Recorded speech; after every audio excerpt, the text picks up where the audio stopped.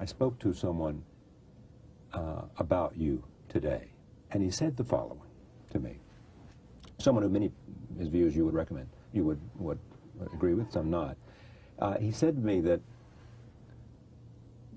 after complimenting your mind, the quality of the mind, and contributions you had made, he said that what you had done is turned American exceptionalism on its back, and that you're, for all those who believed in American exceptionalism, you had believed in exactly the opposite, whatever that is. Now let me stay with this question. On the other hand, there are people who have asked you, look, if you have such strong feelings about how wrong-headed American policy has been, why don't you leave the country? A frequent sort of thing that's thrown at people who are critical frequently. And you always say, I love this country. Yeah, well, sure. Right. I mean, it's a very interesting question. Well, let's try it on some other country. You know, it's sometimes easier to think about things clearly if we distance ourselves. Great. Well, let's go back to, say, the big enemy, Soviet Union. Right. I mean, the Russians would have been delighted to have the dissidents leave the country. If Sakharov had been willing to come to the West, they would have applauded. Does it make sense to ask Sakharov, why don't you leave the Soviet Union? I mean, I suppose I'm not trying to ask that. You understand, I'm not asking that question. I'm actually using that question to make the point that you've always said. That's the framework in which the question should be understood. Right. It's assuming that you can't have a democratic society. You stay and fight for values because you love the country. And you think that the country ought to live up to these values.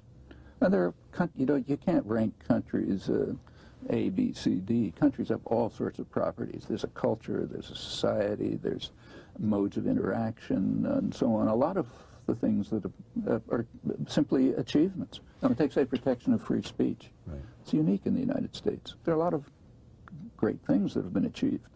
There are a lot of rotten things that have been done.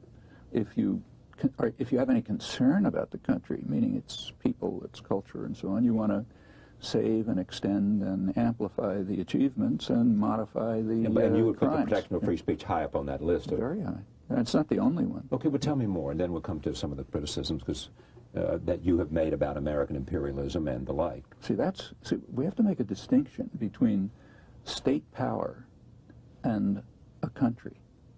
They're different things. I understand the difference. But it's often not distinguished. If you criticize state policy, you're not criticizing a country. I understand that too. I mean, frequently when you're traveling around the world, as I do, people say, I love, America. I'm just having I hate the policy. I hate the policy. Sure. And we're responsible for the policy. It's a free country. We can't say, I don't have any responsibility for the policy, because we do. We may not know about it, but then we should find out about it. And if we decide we don't like it, we should change it. In fact, take a look at the question we've just been discussing, two-state settlement. Right. About 2/3 of the American population supports the international consensus on this, and long has. Which is there ought to be a two-state solution. Roughly the 67 borders. Right. And it's kind of interesting to look at the polls. I mean, polls you find roughly 2/3 of the population saying, yeah, they support that. And roughly the same proportion says the U.S. ought to become more involved in the diplomacy. People don't know that that's a contradiction. The reason that that program has not been achieved is because of consistent U.S. intervention to prevent it from being achieved. And that continues at this very moment, in fact. Okay, it is a free country. We've got a lot of freedom. That means people have the opportunity to discover its work. It's not going to come easily. It's where the internet is helpful. They have the opportunity to discover the relevant facts and background, which should show them that their position is contradictory.